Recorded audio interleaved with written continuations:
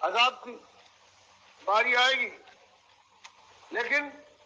سب سے بڑی بات یہ ہے کہ عقیدے کو برباد کر لینے کے بعد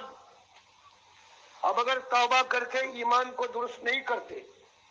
تو اللہ فرماتا ہے مثل الذین کفروا اعمالهم، جن کا ایمان صحیح نہیں ہے وہ اعمال کے ڈھیر لگاتے تو ان کے اعمال کی ڈھیر مثال ایسی ہے جیسے راکھ کا ایک ڈھیر ہو، اور تیز ہوا چلے، آندھی آئے اور اس کے کاندھوں پر سوار ہو کر یہ سارے راکھ کے ریزے یہ اڑ جائے اور کچھ بھی باقی نہ بچے۔ اسی طرح سے بغیر ایمان کی صحت کے لوگوں آج جتنی چاہو عبادت کر لو، جتنے نیکی کے کام کر لو، اللہ کے یہاں جب قیامت کے فیصلے کی آندھی چلے گی تو فیصلہ ہوگا اور ایک چیز بھی اپنی جھولی میں جو عمل صالح کی شکل میں سمجھتے ہو یہ باقی نہ رہے گی، اور پھر جہنم کی وہ آگ ہے کہ جھلسا جھلسا دے گی۔ یہ ایک بات آپ کے سامنے اور ساری دنیا کے سامنے لانا ہے، اور صرف لانے ہی نہیں بلکہ ان خراب خانوں کے اندر جہاں پر ایمان کی کہیں آواز نہیں ہے، ہر طرف کفر شرک کی لعنت راج کر رہی ہے، اللہ کو مغلظات گالیاں سنائی جاتی ہیں، نبی کا انکار ہے صلی اللہ علیہ وسلم، اور کتاب کو پسے پشی ڈال بلکہ اس پر سے اعتماد اٹھ گیا ہے کہ اس کتاب میں تو یہ ہے کہ وَأَنْتُمُ الْأَعْلَوْنَ ان کنتم مومنین، کہ عزت دیں گے ہم، دلیل کیسے؟ تو آج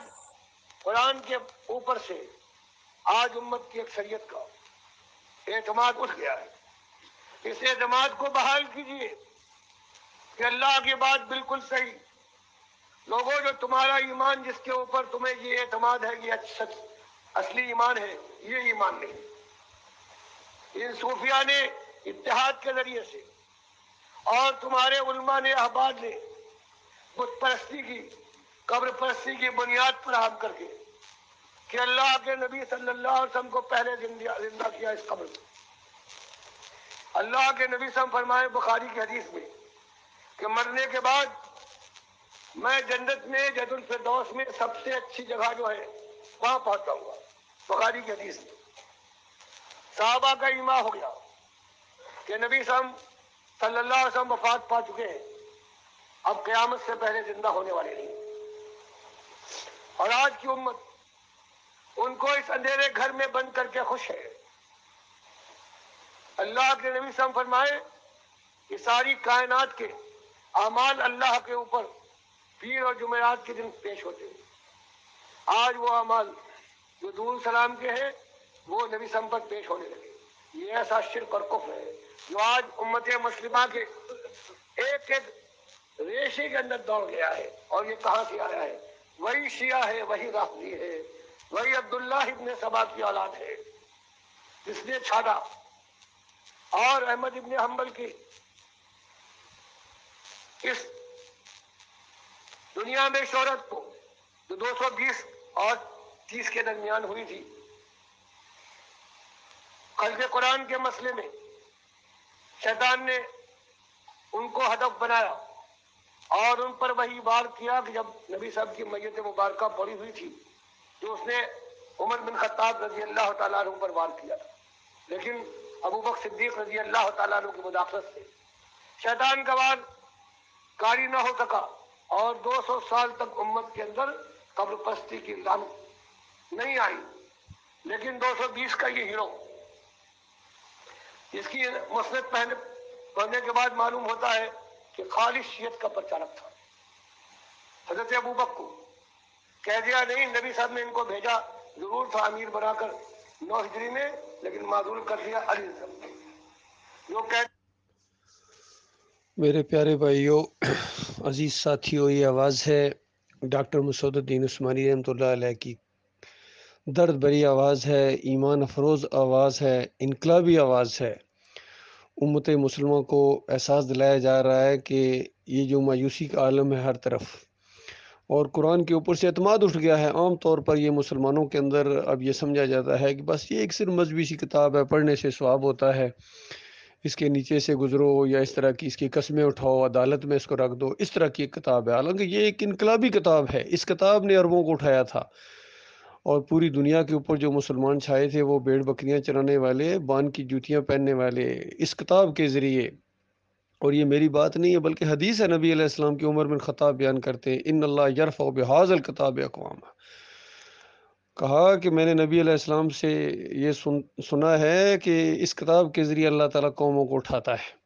یعنی تمہیں جو اٹھایا گیا ہے اس کتاب کے ذریعے اٹھایا گیا ہے، وَيَضَعُ بِهِ آخرین، اور جو اس کتاب کو نہ مانے، اس کے خلاف اپنا عقیدہ رکھے، اس کو بلندی پر بھی ہے تو اس کو نیچے گراتا ہے اللہ تعالیٰ۔ بالکل یہی بات پوری ہوئی، مسلمان اٹھے تھے جو کسی دور میں ایمان خالص کی وجہ سے اٹھے تھے، توحید کی وجہ سے اٹھے تھے، رد شرک کی وجہ سے اٹھے تھے،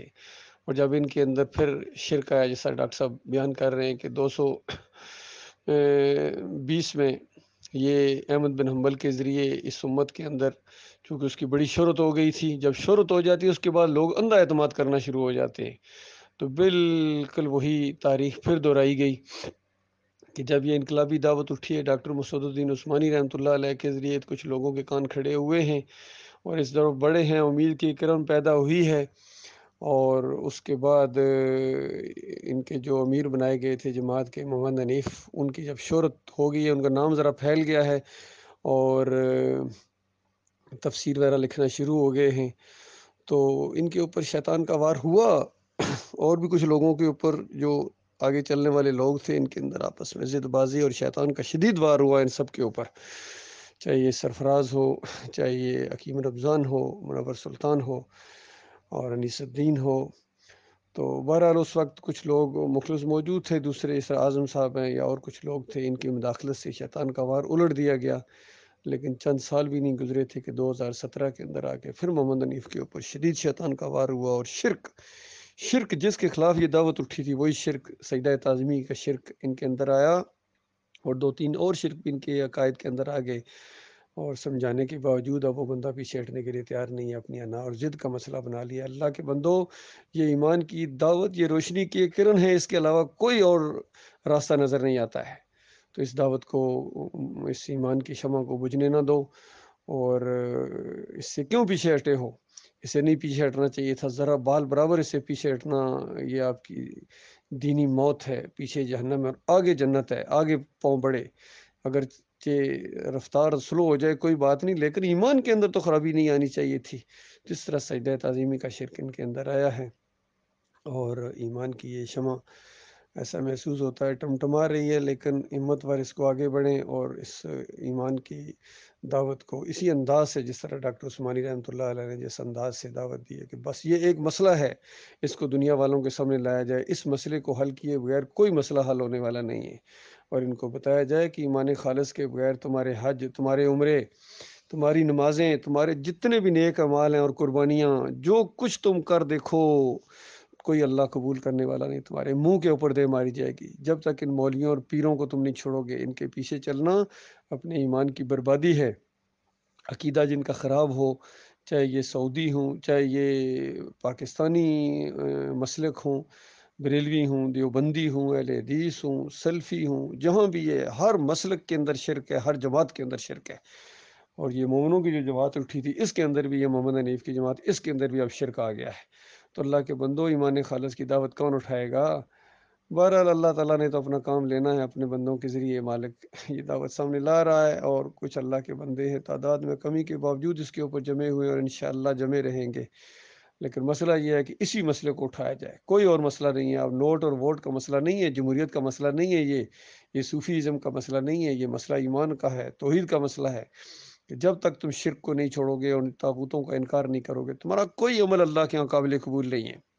لہذا جہاد کرنا ہے، جسے جہاد کبیر کہا گیا ہے، اس دعوت کے ذریعے، توحید کے ذریعے یہ چمن معمور ہوگا، دعوت توحید سے، اس کے علاوہ کوئی خیر نہیں ہے، کوئی تبدیلی نہیں آ سکتی ہے، مثبت تبدیلی، کوئی نیا پاکستان نہیں بنایا جا سکتا اگر یہ داتا، دستگیر، مشکل کشا، جت روا، اسی طرح قبریں پوجی جائیں گی، یہ بت پرستی، یہی پرانا پاکستان اور ہندوستان رہے گا، اور وہ جو بات تھی کہ پاکستان کا مطلب کیا، لا الہ الا اللہ، یہ اور بات کہ اللہ کا ایک منصوبہ ہے، لا الہ الا اللہ کی دعوت پھیلنی پھیلنی ہے اور پاکستان بننا ہی بننا ہے، اس وقت ہوگا پاک سر زمین شاد باد۔ پاک سر جب آخری مزار گرے گا اور آخری شرک کا اڈا اکھڑا جائے گا اور ایمان خالص کا دور دورہ ہوگا، اپنے ہاتھوں سے بنانے والے ان بتوں کو، ان گنبدوں کو، ان مزاروں کو گرائیں گے جب اپنے ہاتھوں سے، جس طرح عربوں کے اندر بت پرستی کا خاتمہ ہوا تھا، یہ قبر پرستی